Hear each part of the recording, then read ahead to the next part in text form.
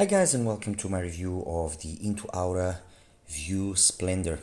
This is a relatively new brand, INTUAURA.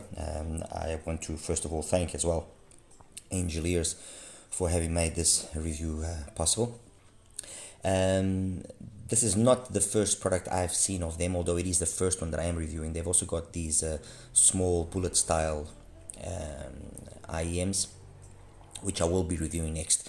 But anyway, this is the View Splendor, which is a more conventional looking IEM, which I'll show to you in a second. This is the box that it comes in. So you remove the sleeve, open it up. There we go, it's opening, yes, okay, apologies. And then inside, it actually comes, honestly, it comes with the case over here with everything inside of the case, and this box just comes empty like this with some paperwork. I don't know if there was something that was supposed to have come here, or well, I don't know. I honestly don't know. What I do know is that that's how it came. It brings two sets of tips, black ones, which I'll show to you in a second, which are narrow bore, okay, as you can see, okay, which work pretty decently as well. No issues there with the tips. And then there's these white ones, which are wide bore, which is what I actually preferred. Although when I show you the earphone in a second, okay, I've got exactly the same tip, but in black. I actually had the same tip in black, and I just preferred putting the black tip on. Anyway, that's the box. Simple, no frills, nothing out of this world. In the back, there's also some specs with regards to what the View Splendor is. They mention the usual stuff, frequency response, the sensitivity. Nothing really too novel. Let's put it that way. What is novel is these two things here, okay. And what is this S.O.T and A.W.C.T? Well, let me just get my notes here so I don't mess this all up and I don't start talking what I shouldn't be talking. The A.W.C.T is what they call the Acoustic Technology Open Type Acoustic Rear Chamber. So what basically they've done in the View Splendor is something that we've seen already being done in the R2E3 Mermaid and as well in the Z4. So it's basically a using the rear output of the driver, which can cause certain peaks, and channeling that rear output to the front, and in an attempt to reduce peaks in a clever system that they have internally, and it just works. The reality is that it works, and not only did it work in the R2E3 and on the Z4, but as well here on the Splendor it's working. And the SOT is wideband dynamic driver. So it's basically talking about the driver, which is, according to them, a double-sided coated beryllium driver. So it seems to be a driver which has been coated on both sides with beryllium, which again they say that by doing this they have been able to improve not only or extend not only the frequency response limits, both in the lower end and on the upper end. They mentioned 5 Hz all the way to 50 kilohertz, but also improved the transient response and the dynamics of the actual driver, and it's how it's capable of doing that. Coupled to that, it's got a very strong magnetic system, a 1.6 Tesla magnetic system with a Japanese Daikoku voice coil. So it seems that they've spent money on the Splendor in designing the actual driver properly. Let me just first of all show you the stock cable. This is the stock cable of the View Splendor, which is a decent enough cable. This is a 16 core cable. Not very often that you see these anymore, at least very seldomly. But it's a 16 core cable, and it works fine. There's nothing wrong with it. It's available in 3.5 and in 4.4. But I actually decided to try out the Engineers Abyssal cable, which is a graphene cable. And what I will say is the following. and you guys know that, well, at least those that follow me know that I am a believer of what I see or what I hear.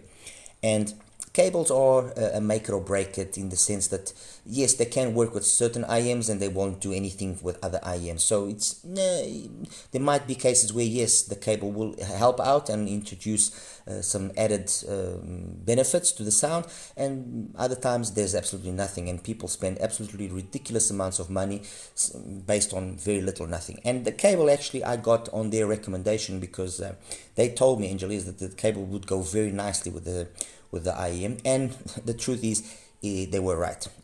With the stock cable, yes, it does play very nicely, but and I'm assuming now it's down to the fact that it's a graphene cable. With the abyssal cable, what I noticed compared to the stock cable is that the high end just seems to clean up slightly.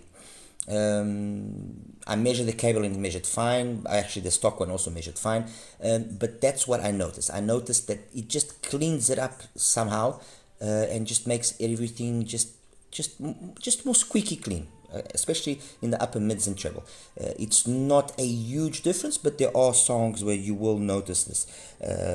Like, for example, The Lady's Not Amused from Jeff Cascaro, the initial part of the song where everything, where you just have that drum hit and so on.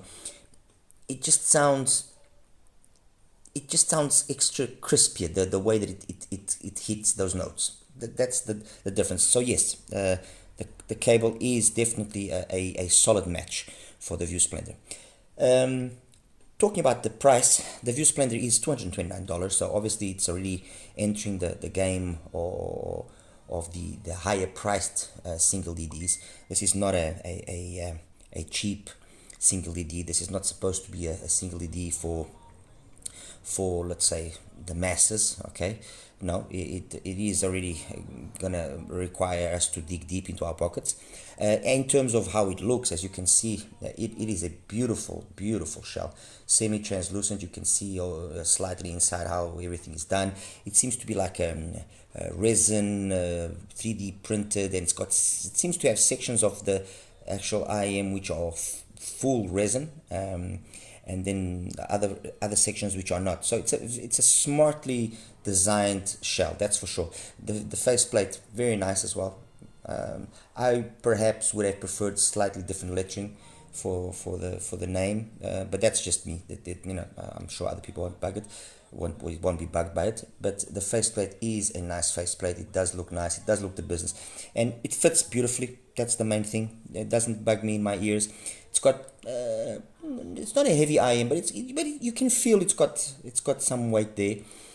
Fits beautifully, isolates perfectly. These are the tips that I'm using. Like I said, the white ball, but the black ones. And surprisingly, although the nozzle is not very long, I was actually able to get a nice deep fit, which is the preferred way I like using my IMs. The deeper the fit, the better. Anyway, on to what you want to know, which is the sound, and I've selected a few items here. Again, I could have selected way more items, but I think these ones are the ones that made the most sense for me. I've got here on the right hand side the tin hi-fi, the T4 Plus. Again, because it is an IM that I think that due to its own in-house politics, it didn't get as much exposure as it could have gotten, and kind of went a little bit into the forgotten realm. And it is a very, very nice IM. The T4 Plus is a very nice IM. I'm sure that those of you that will try it out, and especially if you try it out with wider board tips, you will be very surprised by how competent this CNT driver and how competent the tuning is, although it is a more traditional kind of harmony style tune. This goes for about $110. Next to it, I've got the Duno Falcon Ultra, $249. Sports a lithium magnesium driver, some smart as well design in terms of the inside of the shell, different nozzles that you can use as well. Fantastic. One of the IMs that has definitely made an impression on me this year, especially because I only heard the previous Falcons, and I wasn't really impressed with them. But this one definitely made an impression, and it is a very, very good single DD. On this opposite end here, I've got the Tigerism octave, which again has a very nice driver inside. It's a graphene driver, similar or the same as the driver used in the MIM Dark Magician and on the XSL X1. Very good driver, very well tuned in my opinion in this particular IM. The only thing that some people didn't perhaps pay attention, and you need to pay attention to it, is the venting of the front vent. As you can see there, if you look carefully, it's there on the actual nozzle. Forgive my fingers, please. It's there on the nozzle, you see. And if you're not careful and you shove the tip, way too deep, what happens is you cover it up, and then it becomes a bass monstrosity, which then just spoils the whole sound. If you're careful with not doing that, perfect, absolutely perfect. This is, by the way, the stock cable. Brings a very nice cable in stock format. This is $159, so 110, 249, 159, and then the cheapest one here is the R2E3, sorry, R2E3 Mermaid, which has a beryllium coated driver and uses also a very similar system to the View Splendor in terms of its tuning. You can see part of that system there, and it's a smart way. They take advantage of not only the front waves but the rear waves, which sometimes can cause peaks specifically higher up in the frequency range. They refeed those waves into the front, and the combination and the way they've done it, just eliminates them basically, and it does away with a lot of those areas which can be a little bit problematic and harsh to some of us. Okay, so onto the sound. What can I say about the sound of the View Splendor? I can say that I liked it a lot. I know that's not saying much, but it's as simple as that. I liked it a lot. It's got very nice bass, very nice bass. It's a very similar sound to the Tigerism, to the Mermaid, to a certain extent as well. The Ultra there, it's a very similar sound in terms of the bass. It's got a really it's clean, impactful, fantastic. It's got a little bit more, slightly more sub bass than the Mermaid, but it's negligible. I would say probably about the same as the Tigerism, at least graphically. That's how it looks. But when you hear it, it's really capable of going low and rumbling if it has to. But it's the impactness, it's how solid those drum hits can be, which impresses. Okay, and that solidity doesn't come accompanied with just being a thump which is muddy. No, it's a solid, clean thump. Really good.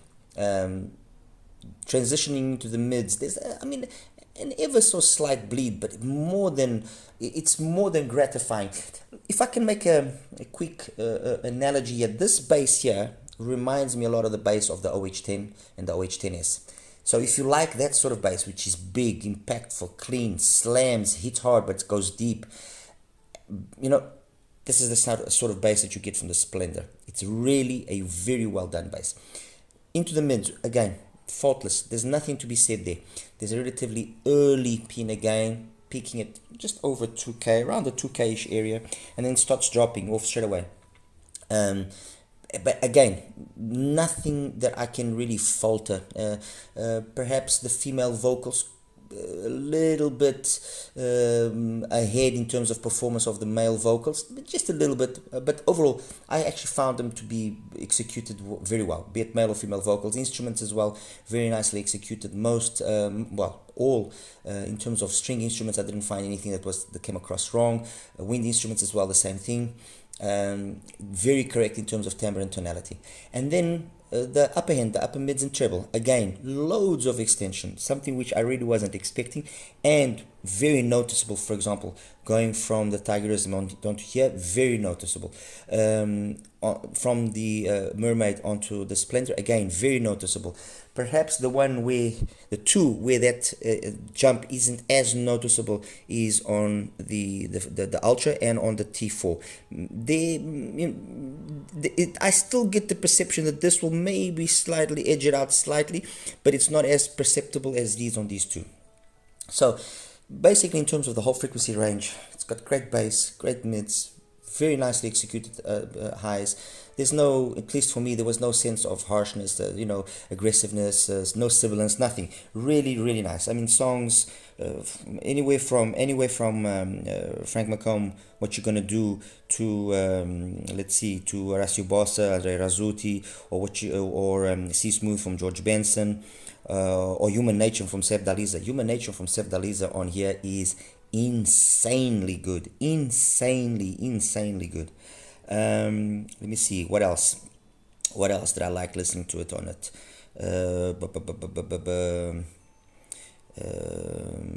No Ordinary Love from Sade. Very nice as well. Very nice. Very nicely executed. Overall, honestly, there was. I'm guessing. I don't usually listen to rock, so it's difficult for me to say, or to give opinion about rock. But if I was to talk about a genre that, at least the songs that I listened, I just, but I think it's down more to me than a problem with the non-capability of the IEM actually doing. It was with rock. Okay, yes, it's got the ability to have that nice slam that rock requires, but I don't know. Rock for me, some at least some rock, and the ones that I heard, I found it just way too busy, and I just don't. It's just not my thing. So take that with a grain of salt. What I'm saying with regards to rock, I'm sure people that appreciate rock will probably say that yes, the Splendor is very capable, and I honestly do think that the Splendor will be very capable of playing rock music. But in terms of now EDM or pop, or some new wave jazz, or even classical, the Splendor does faultlessly, in my opinion, faultlessly. Giving now a quick comparison here with the IAMs that I have in front of me. Well, look, I'll start with the cheaper ones first. Compared to the Mermaid, there's a lot of similarity here in terms of how they sound. It could be down to the fact that uses also a beryllium driver. This one also uses the beryllium driver. They've got a very similar tune, but yes, the Splendor is ultimately the better IEM.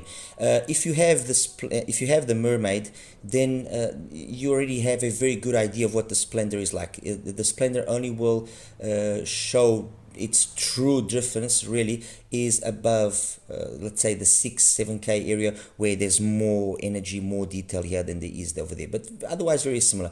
Whether or not that justifies 3 times the price, I mean, look, it's always a very complicated one to that question is a very complicated one to answer. But yes, it is a better IM, and they are very similar in what their whole premise and sound and everything is like. Compared to the T4, the T4 Plus, I would say that they complement each other. This is a very good example for me, in my opinion, of a Harman. At least with a wideboard tip, it plays very nicely. I found that in terms of its overall technicalities, and I mean, this has got very nice soundstage. Imaging is very, very good. Imaging is better actually than the soundstage. Detailed retrieval is very good as well. Timbre and tonality is very good. So I would say timbre and tonality, imaging are probably the two standout features here in terms of its technical capabilities. Well, even I would even say that the detailed retrieval as well can join that group. So timbre and tonality, imaging, and detailed retrieval are the 3 standout ones. Over here, detailed retrieval is not as good, fair enough. Timbre and tonality as well is very good. Imaging is very decent, but it's the sound stage that I get on the T4 which surprises me, and is slightly bigger than the Splendor. So you have on the T4 you have a little bit more that feeling of air, of space, that the Splendor does it, but not to the same extent. So I think that's just where the T4 technically will surpass the Splendor. Then in terms of the overall sound, bass, mids, and treble, they, graphically they look, how when I show you the graphs you'll see what they are, but they just do. They do the frequency range in their own style. So it's hard for me to say, oh no, this one does it better. Yes, this does have a more harder hitting bass, unquestionably, yes. but it's down to is that what you really want, a really hard hitting bass, or you want a nice executed bass which matches the mid-range and the treble and everything is very harmonious, which is more what it is over here. Not saying that this isn't that. No, it is that as well. It's just got a very it makes itself very known that the bass means business, and it does. The bass is really good on the Splendor, but the mids keep up with the bass, the highs really keep up. So everything as well is very harmonious, it's just more high energy. So this, I could say that this is a more high energy presentation, while this one is a slightly more smoother presentation. And that basically is the reason why I would say they complement each other very nicely. Okay, so those two out of the way, which then leaves us the Tigerism and the Falcon Ultra. The Tigerism, very similar again, very much the same situation as with the Mermaid. Just less extension up top, upper mids and treble less extended than over here. It's $159, so the price is closer to this. So I would say that, if you're on the market of wanting to spend $160, then just maybe save up a little bit more and opt for this, which is going to be it's going to be a pretty decent choice. Granted, the cable here is a better cable than the one on the Splendor, but chances are that you probably already have a decent cable, so it might not be an issue as well. I mean, the cable of the Splendor is good. It's not that it's a bad cable, but the stock cable of the Tigerism is better. So again, I would say that this, it's not really one is better than the other. Yes, this does have a little bit more detail up top. Both of them are very well built, but they both sound really good. Another more standout feature, again, even the bass is very similar, but the bass still here, I still feel that it slightly edges out the Tigerism, even if not for just the fact that it's more incisive. Okay, so that's the Tigerism. And finally the Ultra. And the Ultra, I would say, is probably the one which again, not again, but I think it's the one that probably is the best, the more evenly matched. And by that I'm saying that the bass there is also insanely good. Not ultimately maybe just a smidge behind here, but it's the way that the bass and the mids and the treble come together that just make a very nice overall package. It just sounds very, very nice. So these two are very equal. I mean, you can't really go wrong with either one of them, honestly. Be it the Ultra or be it the Splendor, you can't go wrong. Obviously the fit here will probably be a factor that can affect some of you. This will probably be the easy one to fit. In terms of the overall accessories and everything, the Ultra, yes, is better equipped. It's got a very nice cable, brings some great tips. So in that aspect, yes, the Splendor is a little bit behind. I think, and this is just a personal opinion of mine, I think that if they had been able to price the Splendor at just below $200, somewhere around $189, somewhere around there, $190. I think if they had priced it at that value, it would have been a more interesting choice for those that are wanting to enter that or entering that $200 to $300 price bracket, looking for a single DD. Because I mean, I'm not even going to compare this with the hybrids that you have at this price, because you have multiple hybrids at this price. And I always feel it's never a fair comparison. There are advantages and there are disadvantages. So for those entering the $200 to $300 price bracket for a single DD, this needs just a few little extra points in terms of maybe the overall package of the accessories to really make it a more solid feel. It's got a great sound, it's got a great build, but it needs a little bit extra. It needs the touch that, for example, the Falcon Ultra has. It's got just that very nice cable, which is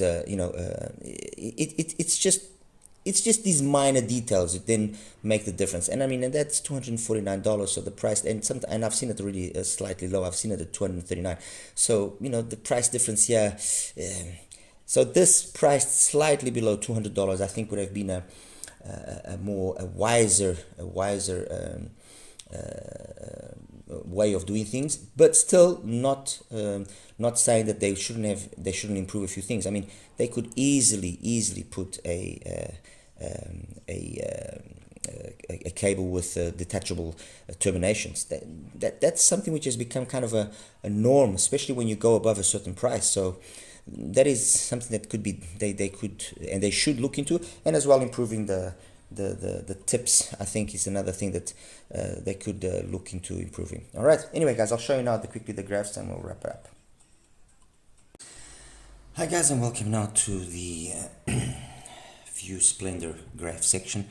This is the graph of the View Splendor straight away. As you can see, a nice looking graph. Really nothing that can stand out as a negative aspect. Let's put it that way. Everything sits within a window of 67 to 76, so roughly 9 dBs.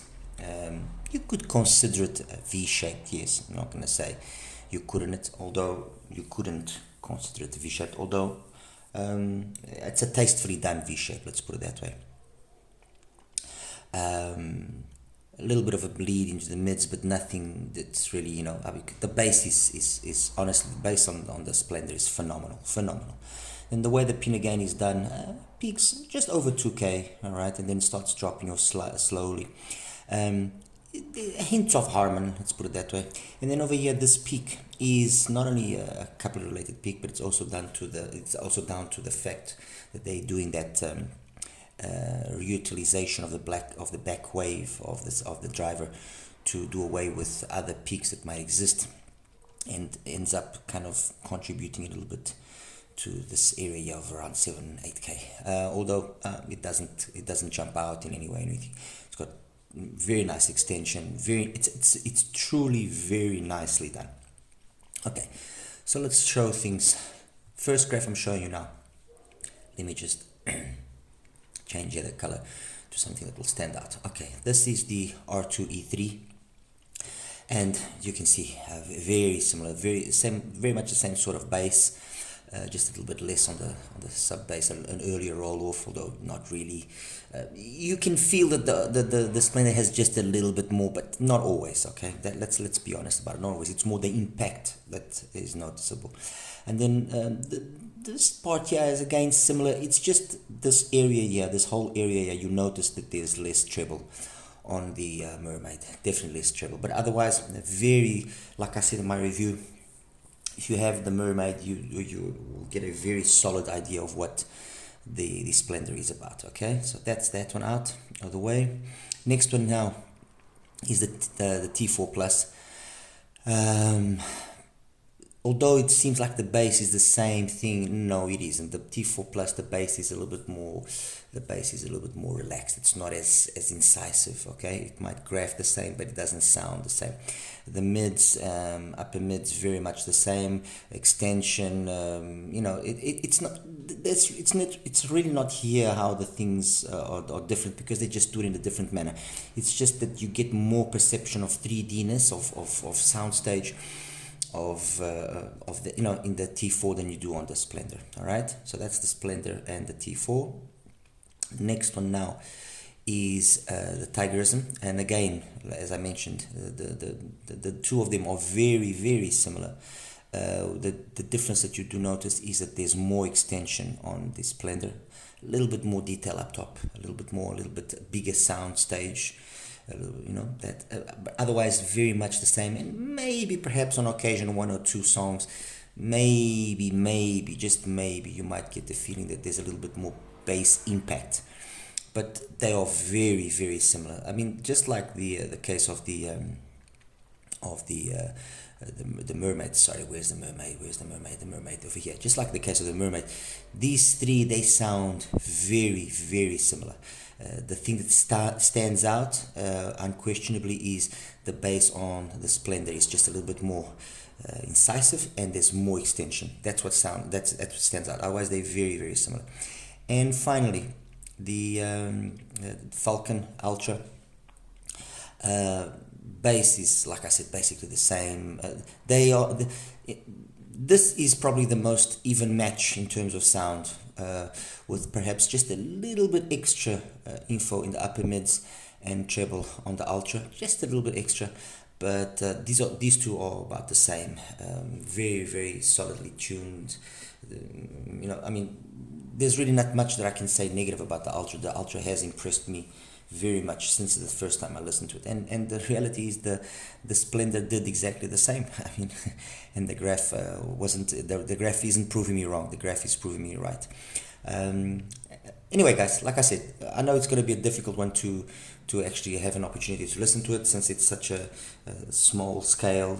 But what I can guarantee you is that if you have any of the other IEMs that I've mentioned here, you will have a pretty decent idea of what the Splendor is about. And if you are in this market of just over $200 for an IEM single ED that is very, very capable, this is definitely a serious contender and something that should be taken seriously. Just like I mentioned, a little touch here and there in terms of the overall appearance should be done. Perhaps slightly better cable. It would be amazing if the Angelia's Abyssal cable could be part of the equation. That would really make it a killer deal. And perhaps just a little bit better tips. And that's it. All right. As always, guys, like and subscribe. Any questions you might have, please feel free to ask. All right. You take care now. Have a good one. Bye bye.